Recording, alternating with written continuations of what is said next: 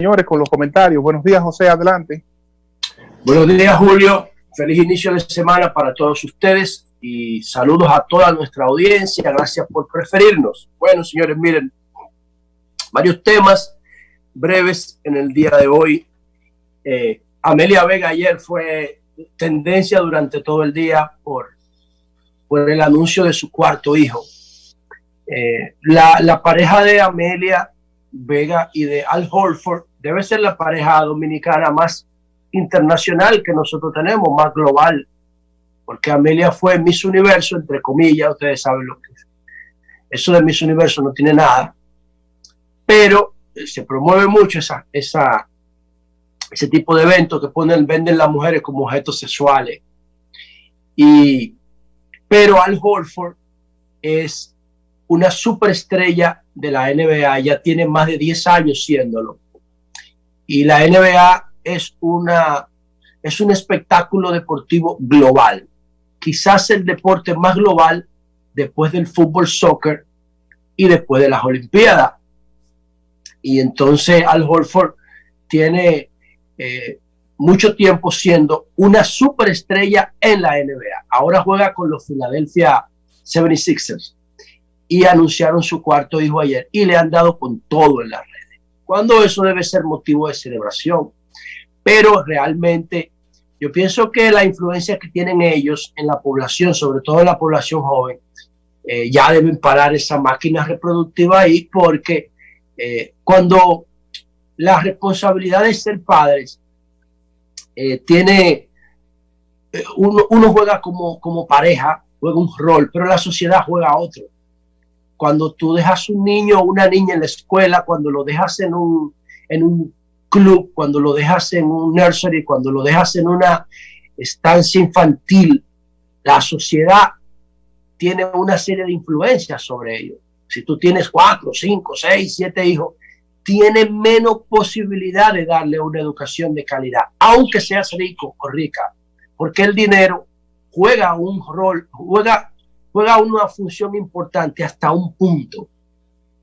Pero la calidad del cuidado, la calidad del desarrollo, la calidad de la crianza depende de que tú la puedas controlar, independientemente de que sean millonarios. La sociedad, el entorno juega un rol determinante en la crianza de los niños. Y ya más de 4, realmente, en el tipo de sociedad que estamos viviendo hoy, suena escandaloso. Pueden tener 40 por el dinero que tienen, pueden tener 40, pero no se trata de eso. Se trata de que los puedan desarrollar con calidad, sobre todo si mañana Filadelfia cambia, Al Horford se van de la ciudad como se fueron de Boston para Filadelfia. De repente se tienen que ir, dejarlo todo. Y eso altera mucho la vida de esos niños. Aunque, repito, ellos tienen derecho a hacer eso. Creo que fue injusto todas las críticas de que fueron objeto por dar una noticia tan bonita y un ejemplo de familia fuerte que lo son. Por otro lado, señores, miren, en el día de ayer en la Cámara de Diputados se aprobó, después de las modificaciones que hizo el Senado, la ley de residuos sólidos. Yo no celebro esa ley porque esa no era la ley que yo quería. Yo trabajé ahí muchísimo. Esa ley fue mediatizada por intereses oscuros, por intereses espurios.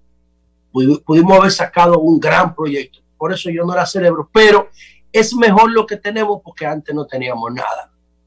Y en ese punto uno lo ve con agrado, pero pudimos haber sacado una ley que enfrentara aquí con determinación los plásticos de único uso, los plásticos que se convierten en contaminación ambiental, esos plásticos que generan tanto daño. Yo digo que el plástico es una maravilla de la ingeniería humana cuando se usa con responsabilidad. Esos ventiladores mecánicos que están salvando gente en el mundo del coronavirus son de plástico la mayoría. Son maravillosos los instrumentos de plástico, los objetos de plástico cuando son sostenibles en el tiempo. Yo siempre pongo el ejemplo de una butaca escolar de plástico. Puede durar 100 años y puede ser conectada, puede ser compartida, puede ser modular. se puede renovar cada año y dura 100 años una butaca de plástico. Las que compran en China se desbaratan a los 2 años para hacer negocio otra vez. Pero ese plástico foam que se usa para empacar comida o ese plástico que se usa para embolsar las compras en los supermercados, eso es veneno para el medio ambiente. Pero eso reparte mucho cuarto en publicidad y nadie lo quiere atacar. Y entonces eso no se pudo desmontar en el Congreso con esa ley. Se le ampliaron los tiempos y nada, pero se aprobó. Y ahí tenemos una pieza que cuando venga otra oportunidad, como pasó con la ley de seguridad social, que fue objeto de un maquillaje, no de una reforma de verdad, porque lamentablemente el gobierno no quiso, como no quiso con esta ley ahora. Y entonces yo quiero saludar a Francisco Matos Mancebo, mi compañero PLD Santiago y un diputado saliente. Lo quiero saludar por 2 cosas. Primero, porque en principio él fue uno de los principales protagonistas de esta ley, uno de los tipos más preocupados por los temas medioambientales. Y segundo, porque ayer en el Congreso me enteré de que está mal de salud y le estoy deseando a través de este medio que se recupere a Francisco Matos, que es mi compañero de curul en la parte de atrás, se siente. Y nada, hoy el Congreso, las 2 cámaras conjuntas, Senado y Cámara de Diputados, van a revisar las actas en la Asamblea que proclaman a Luis Abinader y a Raquel Peña como presidentes y vicepresidentes electos de la República Dominicana. Esto es hoy a las 10, no en la Cámara de Diputados, sino en el Salón de la Asamblea, porque es una sesión conjunta. Sería de alguna manera, creo yo, si no aparece otra emergencia, la última sesión de este Congreso que cierra su legislatura el día 30 de este mes, ya en apenas unos días. Entonces, por otro lado, miren, Adriana Horacio Cortes es una legisladora demócrata, representante de Nueva York, pero de origen puertorriqueño. Una activista, una muchacha joven, pero con mucho deseo de hacer las cosas bien y con mucho ímpetu y mucha determinación. Y creo que tiene formación política para el entorno que se desenvuelve. Y ella está haciendo unas protestas que le llaman Robin Hood en el entorno del edificio donde tiene su apartamento en Nueva York Jeff Bezos. Jeff Bezos es el fundador, junto con su esposa Mackenzie Tudor, de Amazon. Entonces ella está haciendo una protesta tomando el ático, el departamento que tiene Bezos en Nueva York, para protestar contra 118 empresarios de Nueva York que se han ganado $556 millones en el tiempo que tiene el coronavirus. $556 millones es $500 billion. Entonces, ella dice que eso es injusto y le está pidiendo al gobernador Cuomo que les ponga un impuesto a esos multimillonarios de Nueva York que se han hecho más ricos por la crisis. Esos son solamente los de Nueva York, pero hay otros, como por ejemplo el caso de Mark Zuckerberg de Facebook. También Zuckerberg ha incrementado sus ingresos de forma exorbitante. Elon Musk, el de Tesla, pasó de 25,000 a 74,000 millones de dólares su patrimonio. De 25,000 pasó a 74,000 en 3 meses. Y yo ponía el caso esta semana, creo que el lunes, de Jeff Bezos, que ganó 13,500 millones de dólares en un día, porque las acciones de Amazon se incrementaron en 8%. Y su mujer Mackenzie ganó 4,500 millones de dólares en un día por la especulación bursátil. Entonces, ella está planteando eso. Dice como que no está de acuerdo con eso, porque eso alejaría a esos inversionistas de Nueva York, que eso es un contrasentido. Esas son las reglas de la economía. Yo me pongo neutro en ese debate. Yo creo que ella lo que tiene razón en el aspecto que ella dice que con ese impuesto que se le ponen a eso, se le pondría a esos 118 empresarios multimillonarios, se podría ayudar a la situación de crisis y miseria que están pasando los trabajadores de Nueva York que han sido desplazados de sus empleos por la crisis. Y eso es un discurso político y yo en eso soy neutral. ¿Qué es lo que yo sí critico? Miren, en el año 2005, George W. Bush era presidente de Estados Unidos y estaba en su rancho de Texas. Y entonces George W. Bush estaba leyendo un libro de un autor norteamericano que narraba la pandemia, se llama Pandemic Flu. El libro narraba los horrores de la pandemia de gripe española que se produjo en Estados Unidos.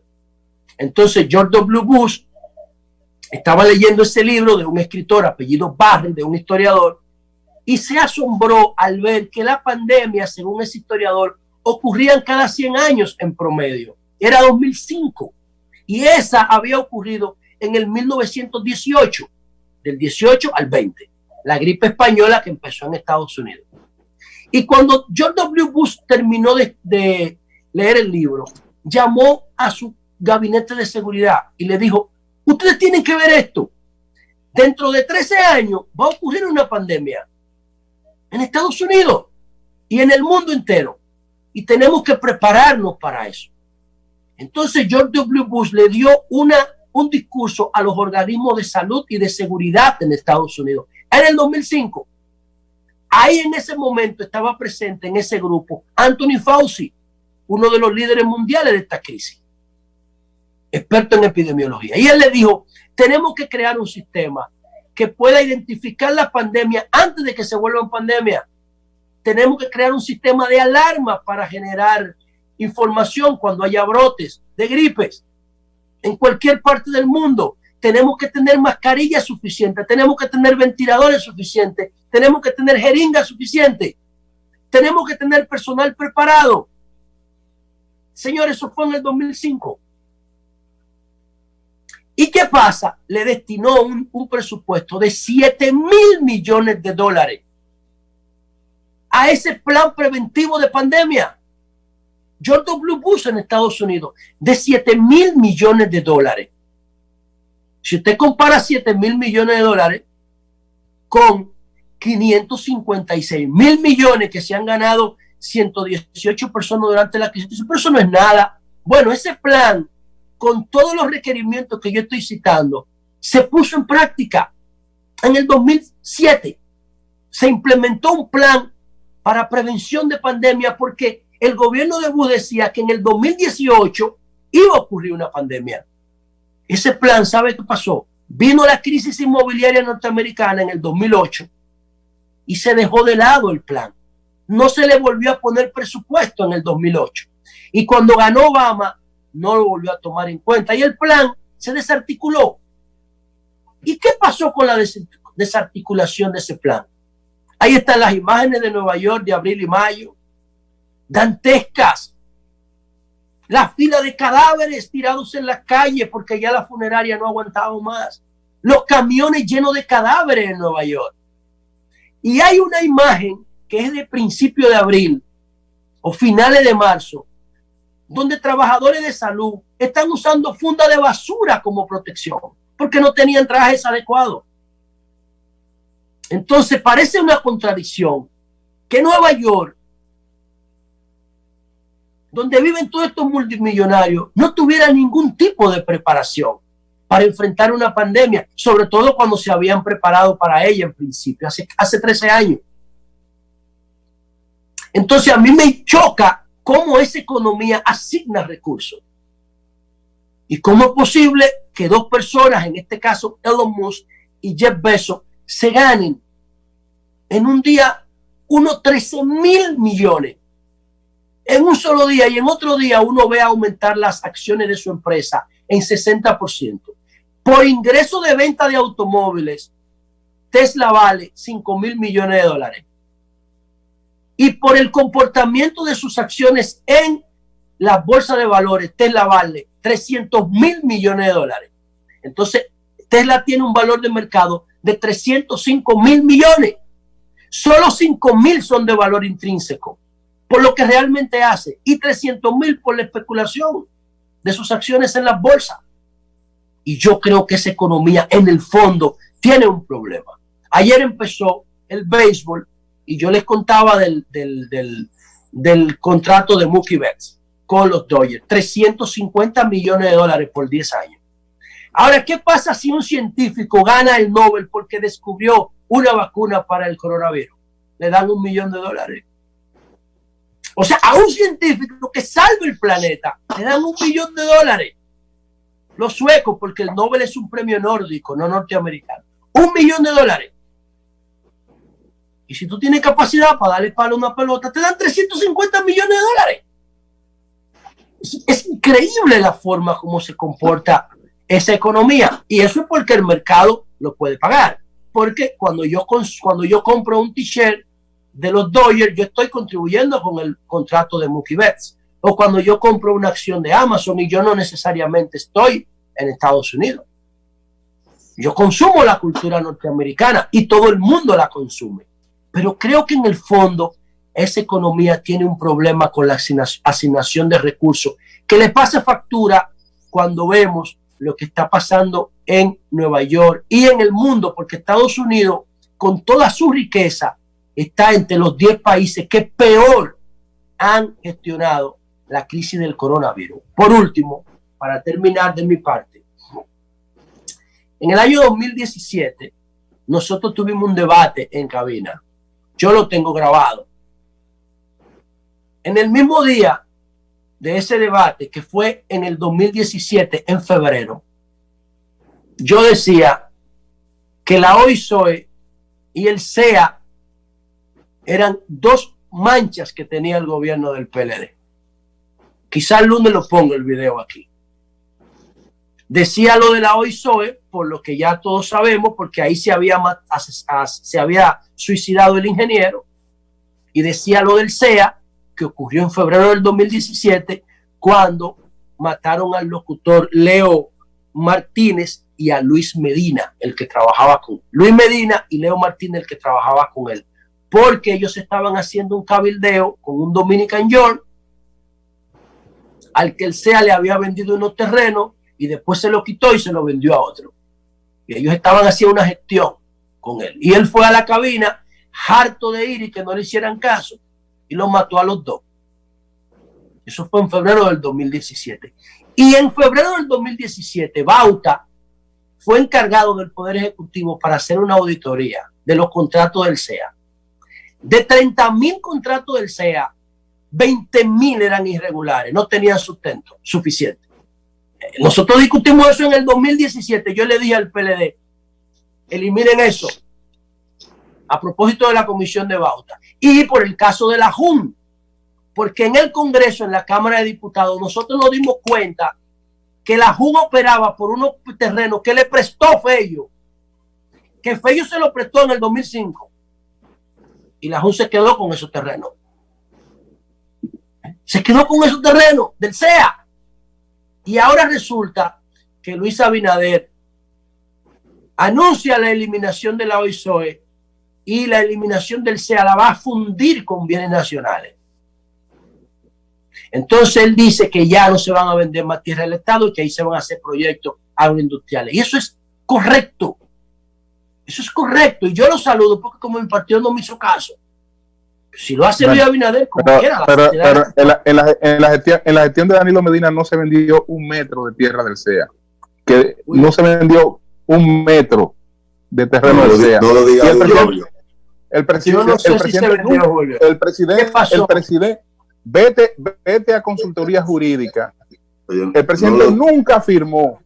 Pero que él no firmara no significa que no se vendió. José estaba en el Congreso. Yo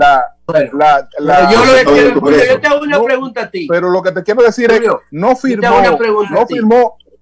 la venta de un metro de tierra del SEA. Julio, yo te hago una pregunta a ti. Mira, toda la tierra del SEA, porque eso fue ese proyecto empezó. El PLD fue ese proyecto empezó con la ola de reforma del 96, de convertir el CEA en una inmobiliaria.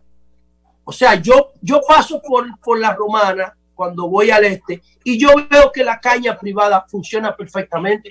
Eso es una postal cuando tú pasas por la Romana o cuando tú visitas la Romana y Gueral, por ejemplo. Eso es una postal agroindustrial. Eso está perfecto ahí. La que quebró fue la caña pública. La que quebró fue la caña pública. Empezaron a repartirle la tierra a todos los vinculados a los gobiernos, a militares y a personas vinculadas a los funcionarios. Eso lo comenzó a hacer el PLD. Balaguer nunca. Y eso no está bien. Eso no está bien porque también el PRD lo continúa igualito. Sí, igualito. Eso es verdad. Y eso crearon un desorden del diablo con esa vaina. Déjame ver. El señor Bae era del PRD, del PLD. El señor Bae era del Pero PLD. lo que dice José es que solo continuó el PRD igualito. Porque yo digo que sí. Dice Oli que fue el PLD que empezó eso. No, eso empezó con la reforma de Te estoy preguntando si Manolín Báez era funcionario. Era del PRD. José tiene razón. Pero lo que yo quiero eso lo continuó el PRD igualito. Pero que te estoy preguntando, porque después de Balaguer, eso ahí se armó una garata con puño. Ahí se armó, fue una garata lo que se armó con eso. Pero después de Balaguer, no fue el PLD que lo inició. No, discúlpame. Después de Balaguer, todo el que tenía un terreno del CEA no era de él, porque ese terreno no se vendía. Había una ley que lo protegía e impedía su venta. La podían tener en ocupación. Mira a ver ¿quién fue que creó la inmobilia? ¿Quién fue que creó la inmobilia? Búscate a ver dónde fue, en qué año se creó la inmobilia. Pero se creó para darle orden. Bueno, pero lo que había era un desorden, aunque no se le diera. Oye, lo que yo quiero significar. Sí. Si el presidente Danilo Medina encargó, llamen a Bauta, lo encargó de una comisión, que por eso fue mi queja. Y Bauta dice que de 32,000 contratos, 20,000 eran irregulares. Oye lo que yo estoy hablando. De 32,000 contratos que auditó la comisión que dirigía Bauta, 22,000 eran irregulares. ¿Qué debió hacer el gobierno en ese momento? ¿Qué debió hacer? Eliminar esa vaina. ¿Y cómo lo puede eliminar? Lo único que ha hecho el gobierno que no lo ha firmado, ¿cómo lo puede eliminar? El gobierno no puede eliminar ningún contrato. Un contrato tiene que ir ante un tercero imparcial. Contrato, Julio, yo no estoy hablando de contrato. Yo estoy hablando del CEA. Lo único que ha servido es como fuente de corrupción. Bueno, no hace. Yo te pregunto a ti, ¿qué pasó con la muerte de Leo Martínez y de Luis Medina en el 2017? Pero yo no estoy en desacuerdo con que se elimine el CEA. ¿Cuáles son las consecuencias de eso? Pero vamos a ver entre el anuncio y la materialización, a ver el proceso que hay, porque eso amerita un proceso que se había venido cumpliendo, porque se había venido agotando el proceso. Lo del proceso de eliminación de CORDE se viene agotando desde hace tiempo. Se viene agotando un proceso para eliminar CORDE. De hecho, ya fue prácticamente eliminada. Entonces, con relación al CEA también, ahí viene un proceso. Ojalá que Luis lo acelere. Julio, pero tú sabes cuándo empezó el proceso de desmonte de CORDE. En el 96, Julio, estamos en el 2020. Bueno, hace 24 años. Lo que te puedo asegurar es que si no hay una voluntad política detrás para hacer las cosas, no se van a hacer. Que Danilo no firmó metro de eso. Yo no he dicho eso. Pero se opuso a la venta del terreno del CEA. Tuvo una actitud de indiferencia. No lo gestionó. Porque él encomendó a Bauta en una comisión y Bauta le dijo, la mayoría de los contratos son irregulares. ¿Qué significa la irregularidad? Corrupción. Corrupción. Eso fue lo que provocó la muerte de esos dos locutores en Santiago que tenían una búsqueda con el CEA ya.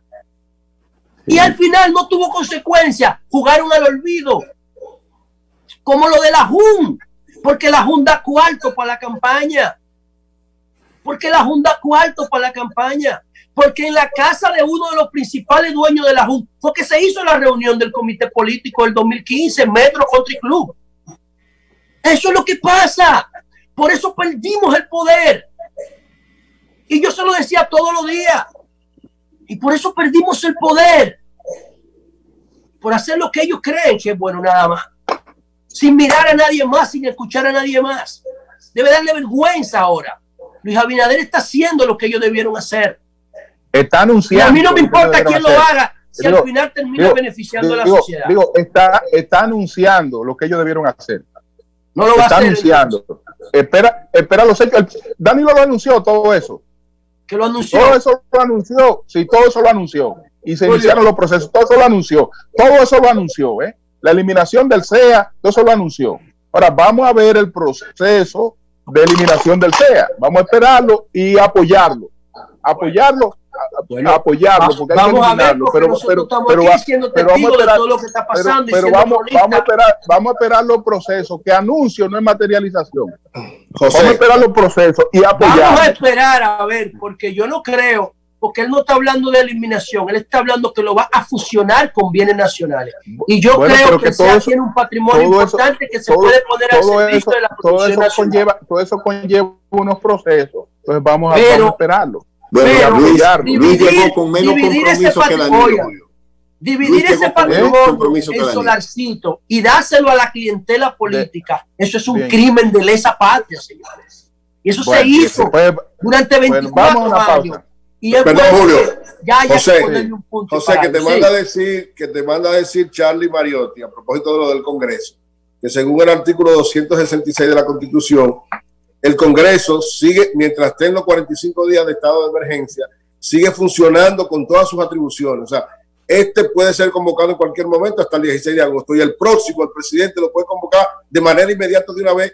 Bueno, por eso yo dije que hoy va a ser la última sesión si no ocurre una convocatoria más. Si el presidente lo puede convocar hasta el día 14 y el otro lo puede convocar el lunes 17. Claro, pero por eso yo dije que esta posiblemente sea la última. La última sesión si no ocurre una motivación para volverlo a convocar. Correcto, eso fue lo que quiso. Pero yo creo que el SEA tiene un patrimonio importante que puede ser puesto al servicio de la producción agroindustrial y no tiene que ser dividido en solarcitos para repartirlo entre la clientela política y militar. Cambio fuera. El sol de la mañana, el sol de la mañana, el sol de la mañana, el sol de la mañana. Como medida de prevención, Impuestos Internos te invita a hacer uso de la oficina virtual o correos electrónicos para realizar tus trámites sin la necesidad de trasladarte a nuestras oficinas. Consulta el listado de servicios digitales y los correos de la administración local o departamento de tu interés en www.dgii.gov.do o nuestras redes sociales.